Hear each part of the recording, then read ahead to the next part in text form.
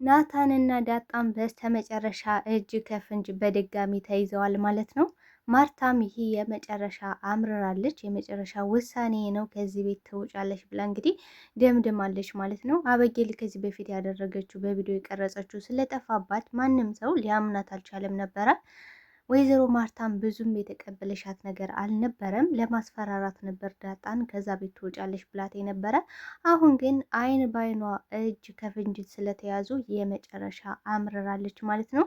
በሌላ በኩል እንግዲህ ዳጣ አሁን ላይ በጣም ተጨንቃን የምትገኘው እጅግ በጣም የምታሳዝንና እንዲሁም ደግሞ በጣም ልብ የሚነካ ነገር ነው የተፈጠረው ማለት ነው። ምክንያቱም ዳጣ ብዙ ነገር ስታስብና ስታቅድ ነበረ። አሁን ላይ አበጌል ሁሉ ነገር የተሳካላት እና እንዲሁም ደግሞ አሁን ላይ በጣም እጅጉን ደስተኛ ሆና ነው የምትገኘው ማለት ነው። አቶ ደረጀ ምን አይነት ውሳኔን ይወስናል? ናታን በበኩሉ ከዚህ ቤት አይደለም አንድ ሳምንት ቀርቶ አንድ ቀን ማደር አልፈልግም ዳጣ ከሌለሽ ብሎ እንግዲህ የመጨረሻ ውሳኔ እሱም ወስኗል ማለት ነው። ስለዚህ ምን ሊፈጠር ይችላል የሚለውን እንግዲህ የምናወራ ይሆናል ማለት ነው። ሰላም ጤና ይስጥልኝ ውድና የተከበራችሁ የቻናሌ ቤተሰቦች፣ ተወዳጁን ድራማ ዳጣ ቀጣይ ክፍል ወደ እናንተ ይዤላችሁ መጥቻለሁ። በዚህ ክፍል ላይ ብዙ ነገሮች ተፈጥረዋል። ቀጣይስ ምን ሊፈጠር ይችላል የሚለውን ነገር እንግዲህ የምናወራ ይሆናል። ታዲያ ተወዳጆች ቪዲዮውን ስትጀምሩ ላይክ እንድታደርጉና እስከ ቪዲዮ ፍጻሜ አብራችሁ እንድትቆዩ በአክብሮት እየጋበዝኳችሁ፣ ወይዘሮ ማርታም አሁን ላይ እጅጉን በሚገባ አምርራለች ማለት ነው። ምክንያቱም ከዚህ በፊት ከናታን አጠገብ እንድትደርሽ አልፈልግም፣ የምር አበጌልን የምትወጃት ከሆነ የአበጌል እህትነት ከበለጠብሽ ከናታን አጠገብ እንዳትደርሽ ብላ እንግዲህ በተደጋጋሚ አስጠንቅቃት ነበረ። ከናታን አጠገብ ከደረሽ የመጨረሻ ማስጠንቀቂያ ነው፣ ከዚህ ቤት አስወጣሻለሁ ብላት ነበረ። ስለዚህ አሁን ላይ አበጌል እንግዲህ ያደረገችው እያንዳንዱ ነገር በትንሽም ቢሆን የተሳካላት ይመስላል ማለት ነው። አበጌል እንግዲህ የመጀመሪያ እቅዷ የነበረው ዳጣን ከዛ ቤት ማስወጣት ነበረ ማለት ነው። ስለዚህ አሁን ላይ አንዱ እቅዷ ተሳክቶላታል ማለት ነው። እንግዲህ አበጌል ከዚህ በፊት በጣም ብዙ እቅዶችን አቅዳ አልተሳካላትም ነበረ። ነገር ግን በዚህኛው ተሳክቶላታል ማለት ነው። የቀረጸችው ቪዲዮ ቢጠፋባትና እንዲሁም ደግሞ እያንዳንዱ ፋይልም ቢጠፋ አሁን ግን ማርታ እጅ ከፍንጅ ይዛቸዋለች። ስለዚህ አሁን ላይ ምንም አይነት ማምለጫና እንዲሁም ደግሞ መውጫ መንገድ የላቸውም ማለት ነው። በባለፈው ክፍል እንግዲህ ናታን ዳጣን ትወጅኛለሽ ወይ ብሎ በጠየቃት ጥያቄ እሷም ደግሞ ፍቅሩን ተቀብላው እሷም ደግሞ እንደምትወደው ነግራው ነበረ ማለት ነው። ስለዚህ አበጌል እንግዲህ እንቅልፍ የሚባል ነገር የላትም። ምክንያቱም እንቅልፏ ሀሳቧ ሁለ ነገሯ ናታን እና ዳጣ ስለሆኑ ማለት ነው። በዚህም አጋጣሚ እንግዲህ ናታን ሲስማትና እንዲሁም ደግሞ ዳጣ ናታን ስስመው ቪዲዮ ቀርጻቸው ነበረ። ያን ፋይሉን ደግሞ ናታንና እንዲሁም ደግሞ ዳጣ ይህ ከአቶ ደረጀና ከወይዘሮ ማርታ ከደረሰ የመጨረሻቸው እንደሚሆን እርግጠኛ ናቸው ማለት ነው። ስለዚህ በቃ ከዚህ በኋላ አባዬ ሰው አያደርገኝም ነበረ ሲል የነበረው ናታን ከዚህ በኋላ ሰው ብሎ እኔን አይጠራኝም፣ እኔም ደግሞ አይኑን ማየት አልችልም። ምክንያቱም እኔ ያደረኩት ነገር በቃ ከሰው የሚጠበቅ ነገር አይደለም። ምክንያቱም ዳጣን ቢያፈቅራትም ቢወዳትም ነገር ግን ይሄ በክብር ምናምን ተብሎ ነው እንጂ እንደዚህ አይነት ነገሮችን በጭራሽ ደረጀ አይቀበልም። እኔ እሱን ማየት አልችልም ብሎ ነበረ። እንግዲህ ዳጣም በቃ እኔ እኮ አልቆልኛል፣ አንተ ስለ ክብር ነው የምትጨነቀው፣ እኔ ግን አልቆልኛል፣ በቃ እትዬ ታስወጣኛለች ከዚህ ቤት፣ ምንም የቀረኝ ነገር የለም፣ አሁን እንዴት ነው መሆነው ያልሽኝ በጣም ስትጨነቅ ነበረ ማለት ነው። እንግዲህ አበጌል ምን አደርጋለሽ ወዲያው እንደቀረጸሽ ቀጥታ እናቷ ጋር ነበር የሄደችው። እማዬ እይ ነበር ያለችው። ነገር ግን ማርታ እንደ ሁልጊዜው ስለመሰላት ልትሰማት ፈቃደኛ አይደለችም። ውጪልኝ ብላ ነው ያባረረቻት። ውጪልኝ፣ ሰው ማረፍ አይችልም፣ በቃ እኔ ልረፍበት ነበር ያለችው። ነገር ግን ማርታ አላወቀችም። ይህ እንደዚህ አይነት ጉድ ስላላወቀች ነው እንጂ ብታውቅ ኑሮ በራ አይኗን አብሳ ነበረ። በራ ነው የምታንቃት ዳጣን። ግን ደግሞ ስላላወቀች እንደዚህ አይነት ዝም ብላ ኖርማሊ እንደ ማንኛውም ጊዜ አበጌል እንደዚህ እየቃጀሽ እንደሆነ ስለገባት ተይኝ ብላታለች ማለት ነው። በዚህም አጋጣሚ እንግዲህ ይህን ተጠቅሞ በቃ አሁን ይህን ፋይል ካላጠፋ ነው የመጨረሻ ያልቅልናል ነበር ያለው ናታን። ስለዚህ ምን እናድርግ ብለው እንግዲህ አበጌል ማለትም ዳጣና ናታን ተመካክረው ነበረ። ምክክራቸው ደግሞ የአበጌን ስልክ እንደምንም አድርገው ወይ መስበር ነው ወይ መጣል ነው ወይ ደግሞ ሪስታርት አድርገው እንዳለ እያንዳንዱ ፋይሉ እንዲጠፋ ማድረግ ነው። ስለዚህ ሌላ አማራጭ ስላልነበራቸው በውሃ ስልክ ተጠቅመው እንግዲህ ለአቶ ደረጀ ቀጥታ ነበር የላከችለት። ቀጥታ ለካ እንዳየኸው ቪዲዮን ደውልልኝ፣ ማት ጉር ተፈጥሯል ቤት ውስጥ ነበር ያለችው። አንተ በሌለበት እየተላላሱ ነው። በቃ ይህን እድል እኮ እሷ ብታገኙ እጅጉን በጣም ደስተኛ ናት። እንግዲህ ከዚህ በፊት አበጌል ከናታን ጋር አብሬ ካንተ ጋር ካልተኛው ሙቼ እገኛለሁ፣ በቃ በጭራሽ አልወጣም፣ ውጭ ካልከኝ ደግሞ አስገድዶ ሊደፍረኝ ነበረ ብዬ ለማዬ እናገራለሁ ብዬ ጨዋለሁ እያለች ነበረ። ስለዚህ ናታን ደግሞ ጥበቡን ተጠቅሞ ሪከርድ አድርጓት ስለነበረ ነው በሲስተም ያስወጣት እንጂ ይህን እድል እሷ ብታደርገው ኑሮ በቤታችን እንዲተደፈርን ጋጠ ወጥ ነገር አደረጉ ባለየ ናቸው ምናምን የምትልበት ድፍረት አይኖራትም ነበረ። ይሄን እሷ ስላላደረገችው ነው አሁን ላይ እንደዚህ ግብግብ እያለች አለችው። ግን በዳጣ ላይ እሷን ካልወደዳት ፍቅር በውዴታ እንጂ በግዴታ የሚሆን ነገር የለም። አሁን ላይ አበጌ የያዘችው ነገር ፍክክር ነው። የኔ መሆን ካልቻለ የማንም መሆን አይችልም ነው እያለች ያለችው።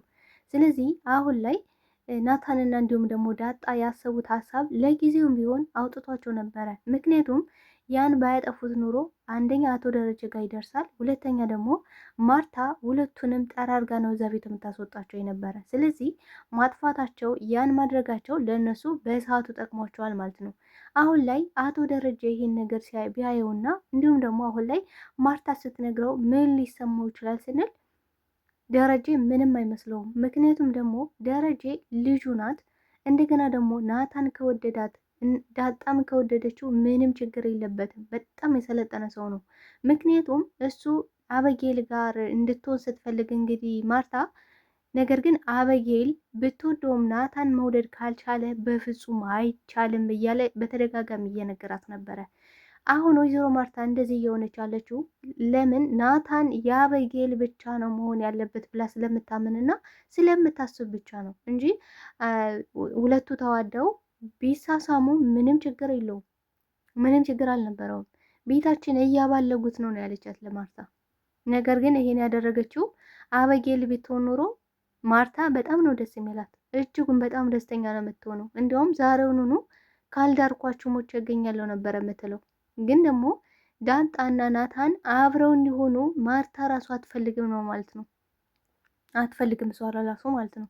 በዚህም አጋጣሚ እንግዲህ ደረጀ በጣም ትክክለኛና እንዲሁም ደግሞ ለእውነትና ሚዛናዊ ሰው ነው። ስለዚህ ዳጣ ብታፈቅረው እሱን ናታንም እሷን መፍቀር ከቻለ በጣም ደስተኛ ነው አቶ ደረጀ ማለት ነው። ስለዚህ እነዚህ ትናንሽ ልጆች አይደሉም። የራሳቸውን ህይወት መምራትና እንዲሁም ደግሞ የራሳቸውን ውሳኔ መወሰን ይችላሉ ነው ሌላት የሚችለው አቶ ደረጀ።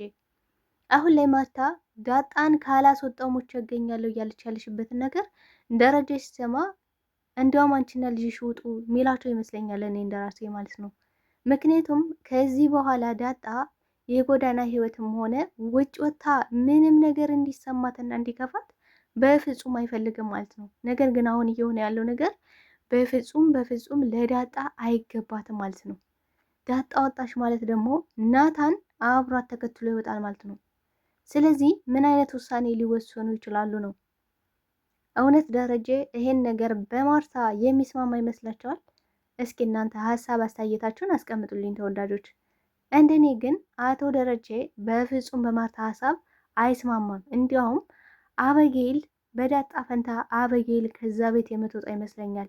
ምክንያቱም ደረጀ ከሰላም ጋር ያወራውን እያንዳንዱን ነገር አበጌል ስለሰማሽ በዚህም በጣም ተማሮ ነበረ እሱ። ስለዚህ አሁን ላይ ያን ነገርም እንድትረሳውና እንዲሁም ደግሞ ከዳጣ ጋር ያላት ፍክክር እንድታቆም በማለት እንግዲህ ወደ ውጭ እሷ ትላክ የሚል ይመስለኛል። አሁን ላይ አበጌል በጣም ደስተኛ ናት። ምክንያቱም ማርታ ይሄ የመጨረሻ ውሳኔ ነው ትወጫለች ነበር ያለቻት።